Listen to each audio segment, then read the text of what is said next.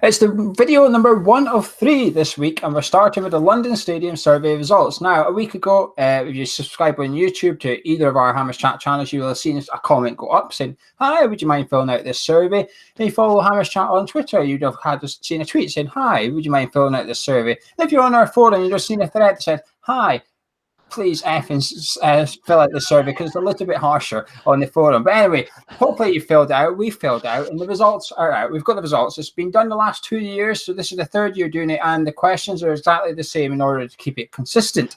Whether that's a good thing or a bad thing, we will give our thoughts on that at the end. But we're going to go through all 20 questions very, very quickly, give our opinions of it, and give the results of the survey, which there was 4,500 people responded to, and we'll take you through it all. And there's a link in the description below, which will allow you to have a look at the survey results yourself afterwards, etc.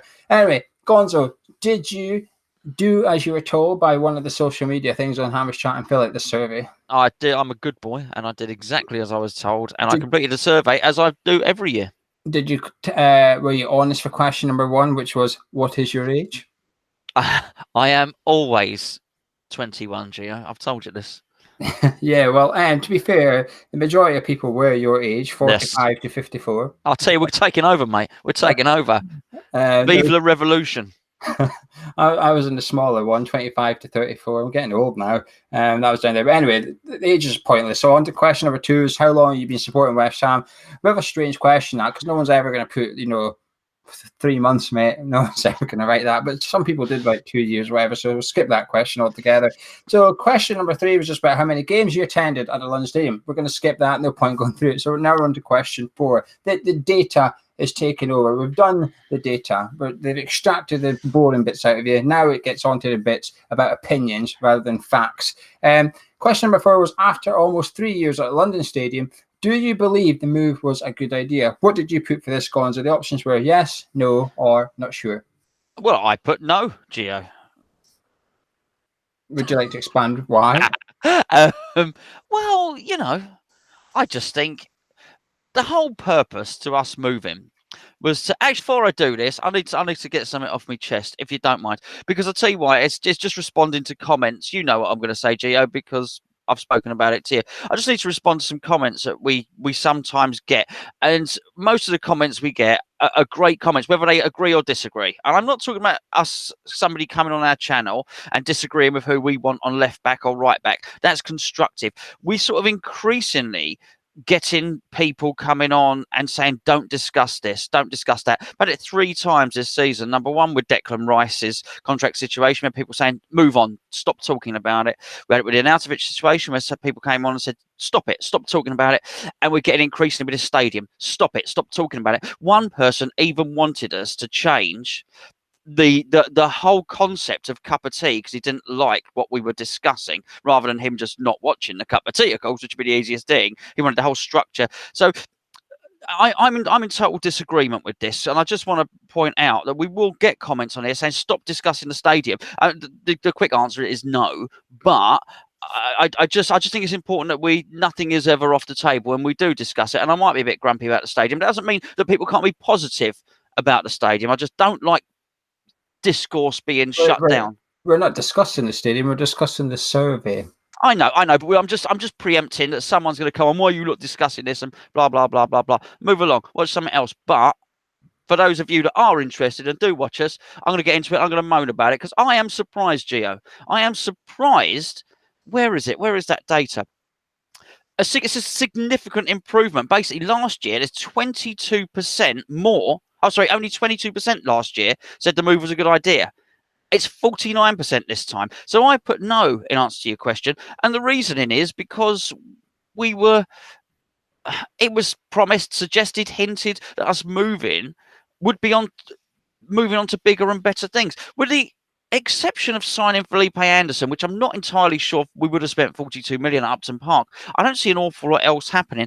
I think if us moving was to get us into the top 4, then the move has been a failure, and that's really all I base it on, because I think we could have been mid-table at Upton Park.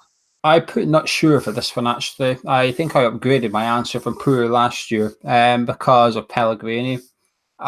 don't know if I think Pellegrini would have looked at West Ham and thought, okay, there's a project to be had here. Actually, there's something here, and I think maybe 60,000 people turning up every week. If whether you believe it or not, that's the official attendance that would have been given to Pellegrini. I don't know if that would have been a lure. I think part of me thinks it would have been a lure of getting Pellegrini, and I think if we were at Upton Park and the last 2 years had happened as it had, this season we would have still had David Moyes, I think. So I've sort of bumped my answer up, but it's definitely not a yes. And I'm surprised. The people that answered this survey, like you Gonzo said, 49% of people said yes. I'm surprised at how high that is, because between now and 12 months ago at the stadium, not much has changed. There's a few banners being put up outside. There's a few new flags get waved about around the goals. That's about it, really. There's a DJ that plays outside the bar before the game. That's all that's changed with the stadium. So I think the football and the managers heavily influenced this question, and I'm one of those that's guilty of it.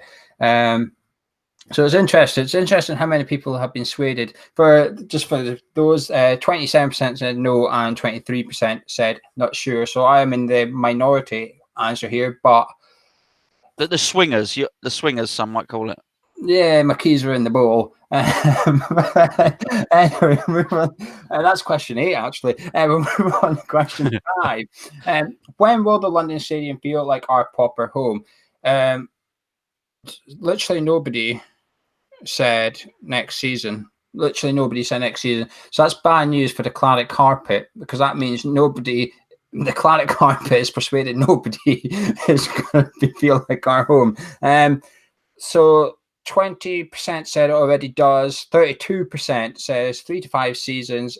17% says 6 to 10. 8 said more than 10, and 21%. It's a large proportion. It's 21% said no. And I do find it funny that 21% said it never will, and 27% said it's a bad idea. So that 6% has disappeared somewhere. That's 6% of people that think the move's a bad idea is sort of thinking, well, maybe in 10 years' time it can be, but right now, no. And I suppose you're probably one of those people. I don't think you would have put it never will. So what did you put? Well, your volume, I don't know if that's me, your volume's just gone up a bit. I put 2 to 5 seasons, because it's already starting to feel like home in that sense. It depends what you call home. Home is something that you're familiar with and you're used to, and I like going down for the day. I've said this a number of times. I like going out for the day. Even at Huddersfield, I had a lovely, lovely day. Really good day. Really good day at the football with my mates. Entertaining game. I just want to separate that from the stadium itself. Okay, so that's really, it was part of the day. And it already does feel like home. And because the moment you have more experience and make more memories there, it's going to feel like home. What I did find key was the last section, which, as you said, was 21%. That is, it never will. 21% of the people polled said it never will feel like home. 41% said it will never feel like home last season. That is a thawing. That is a mellowing in the fan base, regardless of what I feel about it. The fan base are mellowing and warming to that stadium in a large percentage. Getting used to it, I think, is the phrase I would use, because I am one of the last year, even I was just getting used to it. I'm used to the people around me. I found somewhere I enjoy going in the ground. I enjoy the match day. I'm just used to it now. And the flaws that was obvious in year one, I don't notice anymore. They exist. They're there. The trampoline thing's there. The scaffold's there. But I no longer walk past it like, oh my God, look at that scaffolding, because I know it's there. It exists. But I've sort of become, I just don't notice it anymore. So I put 3 to 5 seasons as well, but I don't know what can happen in 3 to 5 seasons that will make it feel more like home. The squaring off of the stands, it might help cosmetically, I don't know. Then question number 6 is, if you are a season ticket holder, do you plan to renew for next season? Truth be told, Gonzo, I don't pay attention to this question much, because I think a lot of people click no, but actually they do. What did you, well, I don't know what you put, because you've already renewed. Yeah, but I already have. But only 4% said no. If you're a season ticket holder, do you plan to renew for next season? 4% said no. But you will see how many of those people, when you get to later on, how many, which is the next question actually, which is never, which is how many games have you attended? Actually, it's not the next question, but there's a question: how many games have you attended this season? Lots of people have attended every single game. Now, if you're that committed to West Ham, you're going to renew, and so it's a bit datery though, this one. But yes, I already have. Yeah, and already a fifth of people aren't a season ticket holder, and it says not a season ticket holder, and there's an option for on the waiting list. That would insinuate they don't want a season ticket. They don't want to go now and again. A fifth of people taking the poll that's not a season ticket holder. It's quite a large proportion of people, 20%, and 1 in 5 people is quite a lot. I put yes, plan to renew. I'm in the majority here, which is 46.5%. I will renew. Don't know when. I've got plenty of time to do it, so I don't need to worry about it. There's a new deadline date. We'll tell you more in the cup of tea tomorrow if you're not sure about it. Question number 7. If you are a season ticket holder, this rules out 20% of the poll already. Have you used ticket exchange functionality for matches you cannot make? This is a funny one. The answers are very, very even across the board for this, if you like. It's all like 19, 19, 17, 30%. It's quite even squared, this one. Majority of people, 30%, says, I sell it or forward it to a family or friend myself. Do you use ticket exchange? Well, I didn't know how to answer this one because I took it as a new poll. Because, I mean, if what you need to do, if you're going to do a poll like this, then it's no good putting every season. What you want to do is try and measure how many people are using the ticket exchange season upon season. So to sort of try and help the data, I put no, but I have done last season. But I now have, and we do more. The more we do it, the more friends you make and the more people you get to know amongst West Ham. I now on my my thing on Ticketmaster, I've got quite a big list of people. So, for instance, I've just found out today, as you know, that I can't go on Saturday. So I forwarded the ticket straight on to one of my friends. So that's easy. I find that easier, to be honest. Yeah, but there is an option for that. It says I sell or forward it to a family or friend myself. I think that means using the ticket exchange. Oh, see, I thought it meant No, so I I think sell that it, means no, I think that means log into ticket exchange and forward it to your mate, which you've done for Saturday. So Oh, you right, well, I used the wrong one. Yeah, I answered the wrong one. To be fair, I sort of wanted to do 2 answers for this because one of them's yes sometimes, which is what I do, and the other one is not worth it financially, which I also agree with. So I picked yes sometimes because I thought, well, I do use it sometimes, but I don't think it's worth it financially. Do you know I sold my ticket for the Huddersfield game on Ticket Exchange, Saturday 3 p.m. kickoff. Guess how much club cash I got? 20 quid. £15. £15. I do wonder. I can only assume that because our season ticket prices are going up next year, the club cash we get will also go up a couple of quid for each game. I don't know. Why are you smiling? Yeah. Just a bit of mischief there, I think, from you, mate. Yeah, your club cash ain't going up. Oh dear. So I got £15 towards my season ticket for giving up a game for that one. So I use it sometimes.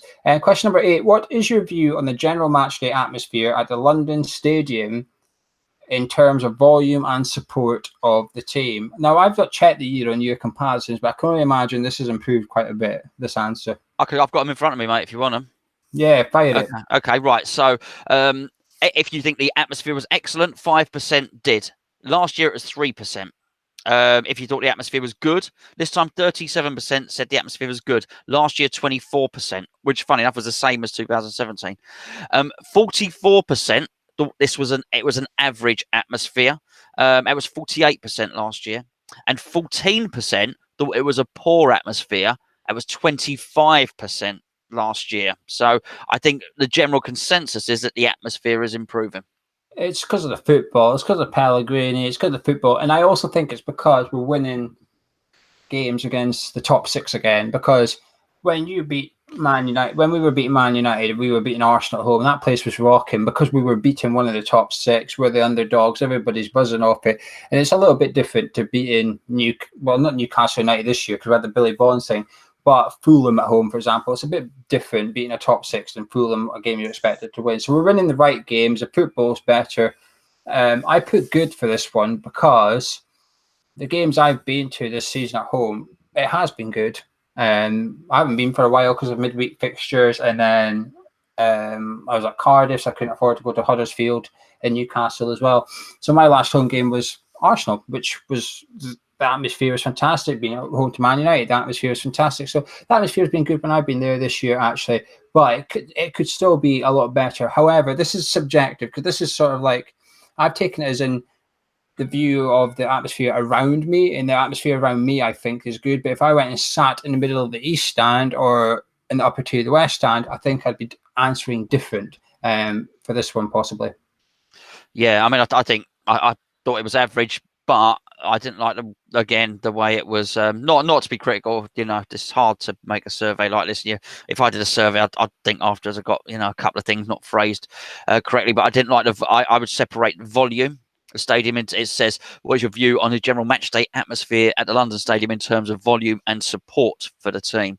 I think they're two separate things. I thought the volume's average. I always think the support for the team is excellent. I just think there's so many people there, so spread out and so far away from the pitch. Even the songs, it's so hard to time a song with all the stands because what would you know if the ball hits the crossbar down the other end of the stadium, you don't hear the sound for a second later, do you? So it's that makes it quite hard acoustically to get everybody singing in time in the same song. But I always think the support is fantastic. Yeah, well, definitely improving according to the poll. Question number 10. This is one I would like to have seen split up into different segments because I've got a different answer for each question here. There's sort of 3 questions in one. And it's what is your view on the quality, choice, and price of food and drink within the London Stadium? The food, we're on the food. I've skipped one. So we did. We'll go back to question 9. So question 10, the food one. Most people, 42% said average and 41% said poor. Sorry, yeah, I'm with you now. Yeah, good. I don't eat in there, Geo. It's hard to. When we first got in there was a little kiosk under the stairs, and not a kiosk. It was a draft. There was a little draft thing, and it was selling draft pints. And a couple of times, one of the times it was Foster's, one of the times it was Amstel, and they seemed to vary it up a bit. And I know, funny enough, Canning Town Len had a favourite spot under there. I think it might have been selling stout or something, some ale or something. Again, it was draft, and he liked it. They seem to have gone by the wayside now because it just seems to be this monopoly from Heineken there. So I don't really eat in there. We eat on the boats, and the food's good on the boats, and that's fine. So I can tell you what the food's like. One time I stole Graham Taylor's pie at half time because I was very hungry. Aside from that, don't know. The beer, I just find there's not much choice. That's what happens when somebody corners a market and gets a variety. You'd never allow it to happen in a pub, just serving one lager, so to speak. But I'm afraid that's sort of what we got going on there. Yeah, well, for the quality, I would have put good. I've got no complaints about it. For the choice, I would have put average because what I find annoying is everything's mixed up in it. Like in one block, you'll have a kiosk that sells a pie, for example, but if you want a burger, you got to go around to the other, like 2 blocks away for some strange reason. They all have different food and stuff. And it's okay, but at the same time, you've got to traipse halfway around the stadium to go get what you're after. And then the price, I would have said poor because it is expensive in there. But interestingly, and this is where it's going to get changed a bit, because in the contract with the catering in Delaware North is it has to be like comparable to other London clubs. Now the Spurs Stadium's just opened and they've got the bottoms up drinks going on. So now West Ham can say to Delaware North, well, we now need that because Spurs have got it. And also theirs is cheaper. I think it's £4.50 for a pint at Spurs. Ours is £5.30. So again, West Ham can now go to Delaware North and say, we're more expensive and, we need to have a look at the pricing, etc. So Spurs, new ground opening up is actually a good thing in terms of the catering and food and drinks. That might change for next season. We'll keep our eyes on that one. Back to question number 9, which I skipped by mistake.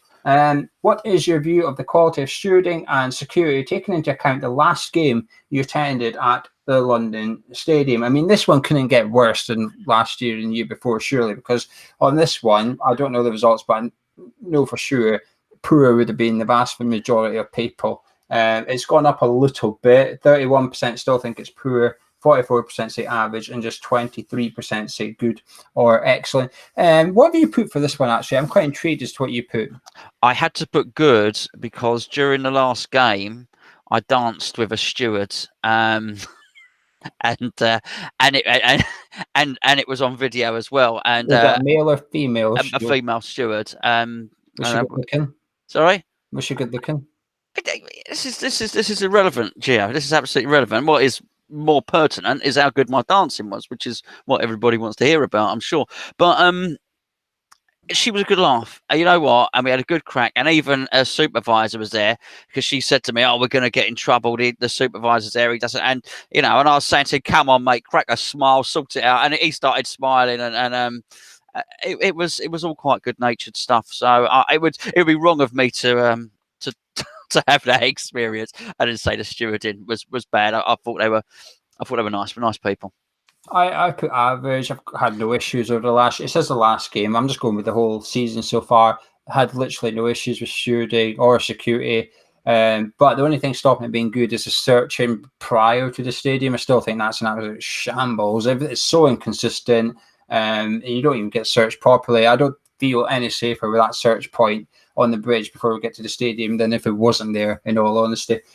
Question number 11. What is your experience of the London Stadium sightline and views of the pitch from your seat? I think I know what you put. Did you put good? Oh, yeah. Excellent. Miles away, but if that's again, we answer the question. The sightlines, there's nothing in my way. I've got a straight view of the pitch, very elevated. Excellent sightlines, poor proximity, but they didn't ask about proximity. Sightlines, very good. Yeah, I put good as well, and so did the majority. 45% of people said good. Just 13% said poor. But like you said, the question was, what's your sightlines and distance from the pitch? Like, I think that question would have had a lot more negativity within it, for example. So it's quite subjective, but it's consistent compared to the question I was asked the last 2 years. Well, David, it was actually 17% increase in the sightlines. So I guess everyone got 17% closer, or just got new glasses or something. I don't know. I mean, I just imagine that. Regardless of what you're seeing, it's funny, isn't it? As well, what it shows is how what you're seeing on the pitch skews your perception of it. Because the sightlines, nothing's changed. People are still seeing as directly as they were before. But yes, 17% increase, which is the feel good factor of the stadium. People are definitely feeling more positive about it. To be fair, 4,000 people got relocated last year, season ticket holders, and if 20% of 20% of the survey are not season ticket holders and they go on a match by match basis, surely they only sit where they like. You get to pick, don't you? So in theory, that 20% should be picking good or excellent, because if you're picking poor, well, it's your own fault for buying seats in the stand that you don't really want to sit in. So that 20% should almost be like a guaranteed decent answer on the back of that, going by what they'd answered earlier in the survey. Question number 12. What is your experience of travelling to and from the London Stadium, taking into account walking, public transport, or car? I think this heavily depends on where you live. Yeah, it does, and it has nothing to do with the stadium or the club. Actually, I've got to say, I think the only reason this is in here is because one of the reasons we moved, weren't it, world-class transport links. So I suppose the question is trying to say is, do you think there's world-class transport links? Yeah, I do think in and out of Stratford is easy. There's a long walk, let's be fair, to the stadium, but there's not many clubs where there's not, and the train is straight. The train is straight in there, and you get the trains go in and out all day long, and it gets you to wherever you want to quite quickly. For me, it's Waterloo, where I then get my connecting train. But you know what? It might be Euston, it might be Victoria, wherever you're getting your connecting train from. After that, it's got nothing to do with the transport links at all. But I'm over the walk now. I've got to say that. I'm fine. I'm fine, and particularly when you're walking back, you're generally walking back with your mates anyway. You got a lot to talk about. You're having a bit of fun. It goes quickly. The travel's not a problem. And for me, when they finish Crossway route, if they finish it, make a significant difference to me. The difference to me, funny enough, when they do that while we're on the transport, is when they get that sorted. I'm probably going to be able to actually watch my son's team in the morning, get on the train and still make it for the game at West Ham, which is obviously in lifestyle, issues. That's a hell of a thing. So yeah, I've got no complaints with that. I put good on this actually, because if I get the train into Euston, 10-minute walk to King's Cross. And then there's a 6-minute train from King's Cross to Stratford International, or if I'm get the coach or whatever, then I can go on the Jubilee line and I'm there within minutes. So it's quicker for me. The only thing stopping me putting excellent is the walk back with the stop go signs. But to be fair, I never really have to personally endure them because we have the boat. So we go there for a beer while the crowd go away and then we're finished. The good thing this year, though, is they've opened up Westfields before the game. You know, the gates beside the cow, they're not shutting them anymore. So that does save you about 5 minutes of walking time. It's not just 5 minutes of walking time; it's 5 minutes of grim walking time. You're walking over Jewel Carriage Way to the stadium practically. That's a horrible walk to do. Yeah. Being able to cut through Westfields and go through the park, and as soon as you come out of Westfields, you can see the stadium, can't you? Now it doesn't give you that feel good buzz that Upton Park gave you, but you can still see the stadium. It feels a bit more you're going from shopping to football just by walking across the road. Whereas when you had to take that long walk, that was a horrible walk, but they've taken that away now, so that's good. 35% of people agree with us and said good as well. Just 25% said poor, 27% said average, and 13% think it's excellent. So a decent enough response there from the people that participated.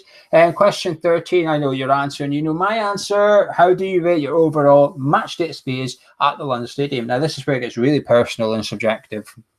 Yeah, it's good. Mine's good. But what is really interesting here is the switch. So good, which is for mine, it's 48% this year. Last year it was 25%. That's a massive difference. And poor, 11% of people rated their matchday experience as poor. Right, 11%. Last year it was 29%. Again, a massive shift here. I think it's because of one, people are finding where to go, even though it was 2 years last year, and two, it's the football. Part of your match day experience is the football you go and watch, and the football's just genuinely got better. This time last year, we were watching David Moyes grind out 1-0 wins. You'd been hard pushed to say you were enjoying the football. This year, they can say, I enjoy football. This was also done on the back. This survey is done on the back. Bear in mind, quite raw, is we've just seen us beat Huddersfield 4-3. Now, while it was bad, be 3-1 down, we came back from 3-1 to win 4-3. They've seen 7 goals. The game before that was a Billy Bonds tribute. The stand's been named after Billy Bonds, etc. So there's been a bit of a feel-good factor injected into the veins of West Ham fans before answering the survey. So it's no surprise. I put excellent for my match day experience. I literally love it because, you know, Saturday, for example, I'll meet Charlie in the morning. We're going to go for breakfast and we'll head down to the boats. We'll have a few drinks. The barbecue's there. We'll want to. Tony's going who brings the music. So we're going to have music, sing song after the game, back down to the boats, more sing song, more beer, more barbecue, and then head off home. It's excellent. It's exactly what I want. It's got everything I need as a football fan. Did you put excellent or did you? I put good, but I wouldn't argue. I read it very much as the London Stadium. You've just described a day out in Stratford then. So again, I read it slightly differently, but I mean, but it's even, but inside, it's not even just the football. It's the people go. I mean, I do actually like going to with my mates, and we go there and we have a drink, and then we go upstairs, and I love all the people that sit around me as well, and go down at half time, have a beer at the bottom of the stairs, and even this time, this Huddersfield game, when we started losing, Geo, when it was 3-1. We actually went down, got another beer, and actually watched in between the two stands, watching the big screen, and watched the remainder of it. That was a great option. Never an option, so it's good. I mean, I quite like it in there. To be fair, from those point of view, it's a good day out. But you've got to separate. You can't let the proximity between the pitch influence every question you answer. Do you know what I mean? Yeah, perfectly right. West Ham have been criticised for not paying enough in the contribution to the running costs of the stadium. Do you think West Ham should pay more? A bit more political, this one. Well, I put yes, because historically I don't think they did. Do I think they should pay more now? I think they are. But the fact that we didn't, our deal was so good, we almost forced the stadium operator into a situation that might have been close to bankruptcy. Maybe that was the plan, but we still it wasn't advantageous for us because that meant we couldn't get a lot of this stuff done. Now there seems to be a lot better feeling between the stadium operator and the club, probably because we're paying more, so probably because they can afford now to do the things that they want to do. So now they're saying yes to stuff, and little things like that. Particularly bearing in mind we are a whatever it was, turnover 180 million last season. The difference that another 500,000 can make to the running of that place and to the stadium operator is actually huge, and actually it benefits us far more than 500,000 because there's a feel-good factor and we're not at war with our landlord. I actually put not sure. I'm in the massive. Well, I'm 25% people said same as me. 61% said no. I put not sure because I can see an argument for both sides actually, and I sort of cancel myself out. I think, well, we should because we need more from the stadium owners. So to get more, you've got to pay more. But to be fair, West Ham are doing that now. They're paying for the carpet to go in. They're paying for this. They're paying for that, and they're getting more out of it. So I actually think we've now sort of reached a happy compromise between the two parties. So I put not sure because we could probably do more. But at the same time, I'm thinking, well, why should we? At the end of the day, while I do think it was too cheap a deal, two parties signed it. It wasn't just us. It wasn't like we wrote the contract ourselves and they had to sign it and stuff. So I decided to sit on the fence for that one. Question 15. This is where the answers get a little bit easy, to be honest with you. Do you think West Ham will become a regular top 6 club within the next 5 years as a result of the move to the London Stadium? 61% said no, 25% were not sure, and 14% said yes. 14 very optimistic percentage people. 3% last year, Geo. 3% said yes last year, and it's a no from me for obvious reasons, but well, because we're not. They're the top 6 are significantly ahead of us, and we're not. To get close to them, you've got to bridge the gap, and clearly we're not going to. Clearly, we had a spend up, which we're not at the last season, last summer transfer window, which clearly we're not going to replicate again. That was our spend up. That's it. Enjoy it. We're now back to cutting the cloth. Cutting the cloth ain't going to bridge the gap. So I've put no. We won't be a regular in the top 6. No for me. Question 16. Do you think West Ham will kick on to the next level and become a top 4 team within 10 years of the move to the London Stadium? 69% said no, 7% said yes, and 22% said not sure. Are you with me in the 69%? Oh, for sure. 69%? Yeah. Oh, sorry. Do you know what? Yeah, sorry, mate. Yeah, reading the wrong thing. Yeah, absolutely. Yeah, of course we can't. For all the reasons I said before. Who knows what? Anything can happen in football, as they say. But I think what people mean by that, one of 2 things would have to happen. We would have to be taken over by a billion. Well, we've already got a billionaire owner, but a billionaire owner that sees us as his plaything and wants to throw money at it, and or the other clubs that constantly threaten it break away and make a Super League, European Super League, and whatever the top 4 or 5 leave the Premier League. Then of course we would, but no, we're not going to become a top 10 team. Top 10. We're not going to become a top 4 team in the next 10 years. No, I put no as well. It's just not necessarily a dig at the owners. We just can't do it. If I'd be saying to Leicester City fans, Everton fans, and Wolves fans, put no as well, because you ain't doing it either. You can throw as much money at it as you want, but you need to throw a lot of money consistently in order to get into that. And question 17. This is sort of like the interesting question, isn't it? This is this. To be fair, I should have put the title as this question of the video. We might have got more views. I've maybe messed up not putting this question as a title. Do you think the West Ham board are doing a good job? We'll tell you the results in a minute. Gonzo, what did you put? Funny enough, it's another thing I told to be quiet about and stop talking about. Funny enough, average. It has to be average. It can't be. It can't be anything else from my point of view. I mean, these guys have promised much and suggested much, and it's not really happened. You've only got to look at the previous 2 questions. That's the sort of stuff we were moving for. Top 6, top 4 between the next 10 years. It ain't going to happen. It's not, in that sense, the move has not worked to the new stadium. It just hasn't. All this other stuff about it being nice, well, okay, brilliant, that's great, but that's not why we moved. People didn't say we'll move and you'll have a lovely day out in Stratford. That wasn't the reason for us moving. Okay, so it's nice to answer those questions. Looks like it's all about the playing pitch. So they've done well to get Pellegrini and everything, but if it means we just finish top 10 and we don't qualify. We're not going to challenge for cup competitions or anything like that. What's the point? They're also about to take, I think this next year, they're about to take their loans out. They're about to repay themselves. They've had the 14 million interest. I think they're about to take 40 to 45 million pound out in loans and pay themselves, which is, and our budget, our transfer budget is going to be down. Decidedly average, mate. Middle of the league, no cup run, small transfer budget, very average. I put average as well. I mean, last year I'm pretty sure I put poor last year actually, because it was this time last year was grim, weren't it? We just had the Burnley pitch invasion and stuff. That's what happened a year ago. So I put poor. Since then, they've kept their mouth shut. They're out in the media a lot less. We've spent 100 million. I've tried to ignore the 25 million transfer budget in the summer when answering this, because if that was still there. To be fair, I've got a problem with the questions here because there's 4 answers: excellent, good, average, and poor.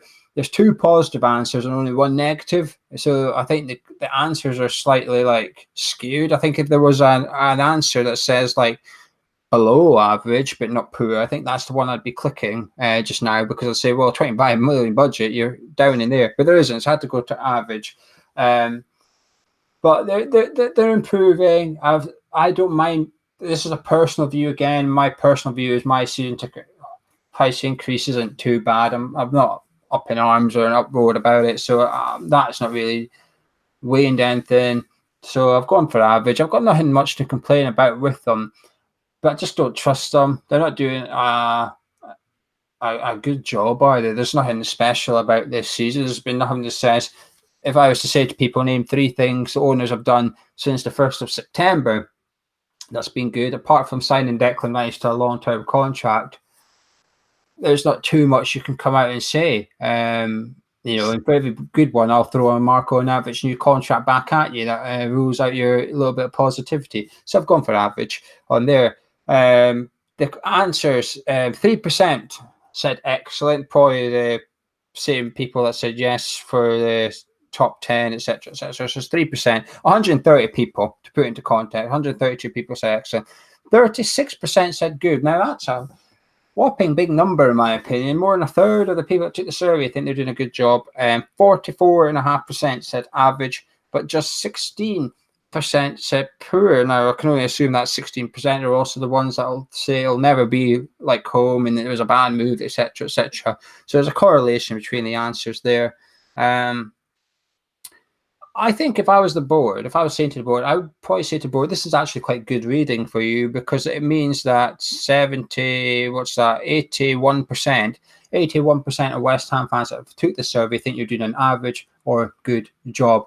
And you can misinterpret stats and facts anyway, and that's one way you can sort of mislead people here and say 81% of people said average or good. I think they would take that. Most businesses would. So I don't know, maybe we're a bit too negative, Gonzo, but I don't think so. I better say that that 16% that said poor is probably the people that tune into us every week. Yeah, poor. Question number 18. Now this is interesting. How well does West Ham value you as a supporter and listen to fan concerns? What did you put for this one? I can't remember. Well, not what did you put? What would your answer be right now? Well, I'm actually split. I am actually split on this. I've got to say, because I mean, you wrote about Jake on the forum this week. All right, Jake is head of support liaisons, Geo. We both value him highly. Whenever we have had anything, be it either personally or on behalf of other friends, pass it on to Jake and he deals with it. I find a ticket in office have been really helpful as well. There's some great staff in there. Jake's been really good. So from that management side, I think they do. I think they do value us as supporters. I think they do value, and they do look at our concerns, and they do try and help out. And I know you'll echo that, Geo. Do you know what I mean? I know you will. Then you've got, but it's how well does West Ham value you as a supporter and listen to your the fans' concerns. The other part of that is I can't quite get away from this ridiculous supporters group representation mess that's going on at the moment. And there are so many groups and so many of supporters clubs and so many not supporters clubs, you know what I mean, supporters unions, supporters associations. There's been so many of them that it only suggests that none of them have ever succeeded. They've all by and large failed. And I don't think it's the goodwill of the fans that's failed. I think the clubs struggle to engage with genuine independent fans' concerns on a big level. So if we've got a problem with Joe Bloggs' ticket and it's not worked out right, and he's then said to us, can you help me out? And then we might contact Jake. Jake will sort that ticket out. On that level, it works lovely. But actually, the group of fans going to the club and liaising with them, I think it's been a complete and abject failure. And I think the whole reason we're seeing all this negative stuff surrounding the OSB that we are is because all the other stuff has failed as well. And there has got to be a sort of hand-picked group that is just right for the club to liaise with them on the level that the club are happy with. It's like the club are dictating terms on that. So, yeah, I'm not particularly impressed with that part of things. I struggled with this one actually because it's very much for what you just said there. Actually, I think I don't really speak to the ticket office. If I've ever got an issue, I can answer most questions. If fans have got an issue, if someone says, "Oh, I've got a problem with this or a problem with that," I can usually answer it without going to the ticket office because it's usually just a case of, "Oh, you go here, you do this, or you do this." It's sorted. But I can only echo what Gonzo said about Jake. He really is 10 out of 10, excellent. You've got an issue, you send it to Jake. Jake will do his utmost to do it. If Jake doesn't sort it, it's because Jake is not allowed to sort it. It is simple as that. His hands are tied, and even when his hands are tied, he still tries to sort it anyway. And he really does bend over backwards for literally everybody. He's fantastic at that club. And to be fair, when I was at Cardiff, I bumped into his old sidekick. She was there and she bumped into me as well. And they really are terrific in that department. However, again, it goes back to this: how does a West Ham value you as a supporter? In all honesty, I had to put poor for this, Gonzo, because the home cup ticket priority point scheme to me is really pissed me off. That, and it's hard not to think of things like that when this comes up, because I think you're fleecing fans. You're literally just blackmailing them into joining up to the home cup scheme in order to get money out of them. I think that's you're simply taking advantage of the emotional benefactors at West Ham and every other football club get from supporters, because it's not like a supermarket. The supermarket comparison gets brought up a lot because it's the right comparison. We cannot go from Tesco's to Morrison's because they're trying to put the price of milk up and milk us. West Ham United can do that, and we still have to go back to West Ham. We don't have a choice. When that season ticket price increase came out, it's here on my desk right now. I've got no choice but to pay that. My other choice is to just not go, and I don't want to do that, so I've got to pay it. It's as simple as that. Now, I don't have an issue with that price thing, etc., but I've got an issue with the kids going up 90%, for example. I have a kids' season ticket, but I know people that do, and people are pissed off about it, and I can completely understand why. And the other thing is, about Gonzo said, it's tied into that really. The reason that people like me, Gonzo, and everyone else that gets approached by people that just says, "Can you help out?" That's not a good thing. That means, one, people have got issues, and two, people don't know how to contact the club to solve these issues, or they don't know where to go. So they say, "Well, hopefully Geo Gonzo will be able to help us," and we do our best. We do our utmost to help every single person that we come across. But the thing is, the fact that we're doing it insinuates the club are doing something massively wrong in the first 2 points. One, there's an issue. Two, they don't know how to solve that issue. And that is an indicator, and it's not a good bloody indicator. People are complaining. It's because there's something to complain about, and that's not good.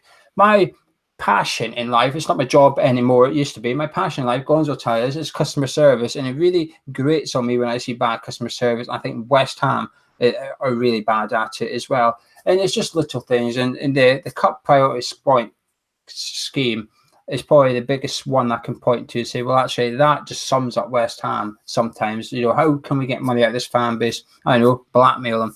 And the OSB, Gonzo's right. It needs to be the right people. But the thing is, though, the right people for the club aren't necessarily the right people for the fans, and that's where it falls down a little bit. Now, I'm not having to go at the people that are on the OSB because they're actually doing their best. They're working hard. They're giving up time. They're traveling out their own pocket to go to these things. But the problem is the club use them as a shield. The club stand behind the OSB and go, you guys can get battered by the fan base.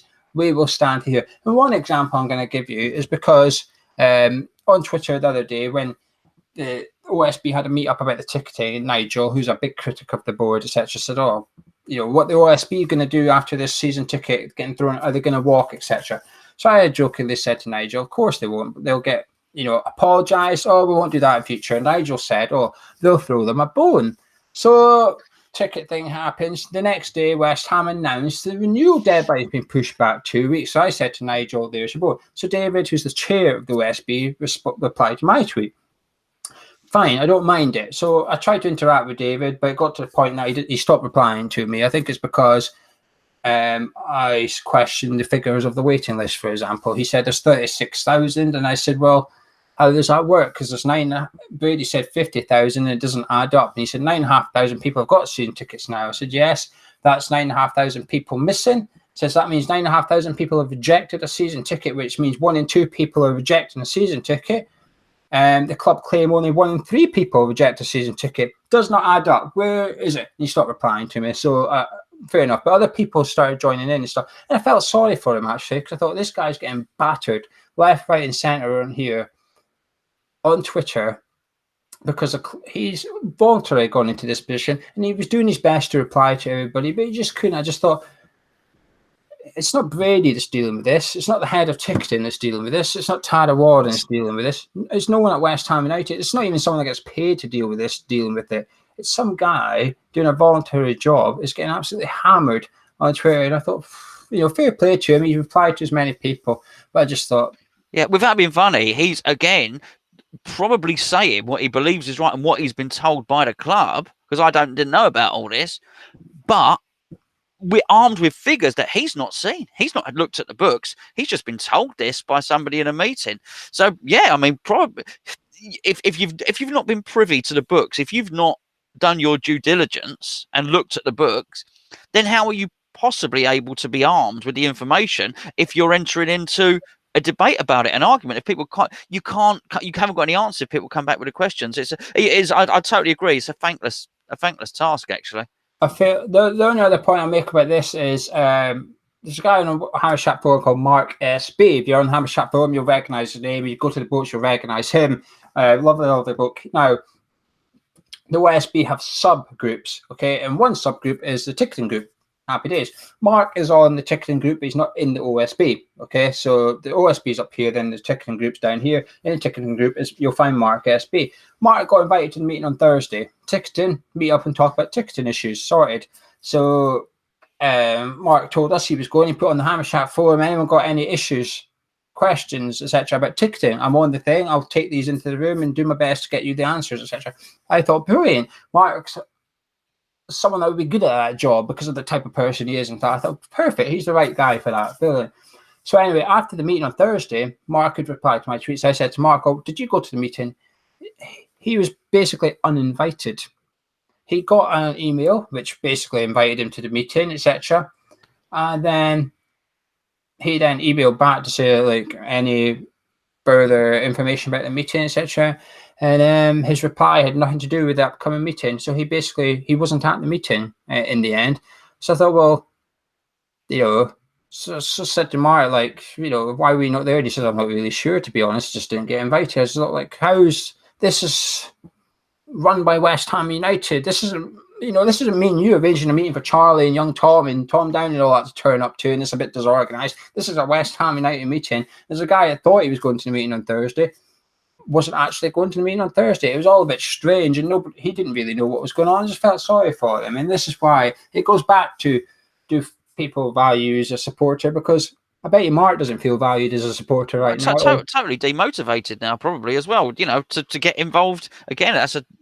Yeah, it's a bad thing to do that. He's made a thing on the forum. He's gone out there to try and canvass what fans' opinions, etc. He's probably written down all his stuff and got ready. He might have even booked travel. I don't know. I didn't ask him. He might have even booked travel to the meeting. And I just thought, well, how crap is that? And I'm a bit wary of the OSB, and this is for another show, I suppose. But yeah, so it just ties into that. And question 19 on the survey was just a case of, do you have any additional comments? We don't have that comments box, but we'll do another video on the second channel, which is about question 19 only. This is where everybody that filled it in, the 4,500 people, could leave a comment about anything. It didn't have to be about the survey. It could literally be about anything. So we're going to dig through those comments and bring out the good ones and the not so good ones, and we'll do a video about it on the second channel. And the last question was just simply, where did you come to? And where are we?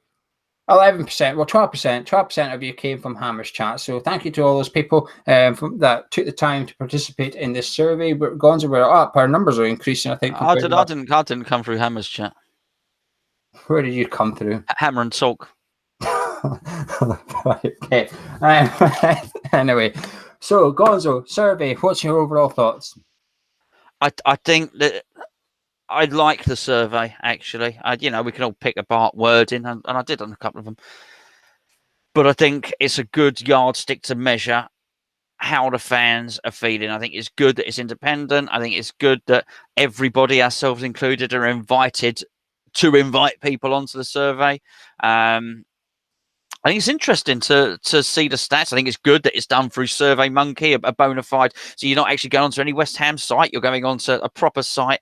They correlate the data and they send it back to us. So I like it. I really do. In many respects, maybe there should be. I do feel that the survey is almost very much about the stadium move. So it'd be interesting to have it expanded slightly. But it's important because actually it is giving over data. We talk about these supporters groups. This survey will be doing that. It does get passed back to the club. Yeah, I look forward to seeing it again next season. It needs to be done to build good data. It needs to be done every season for a long time. Be interesting to see, 10 years of this survey and to look back at everything.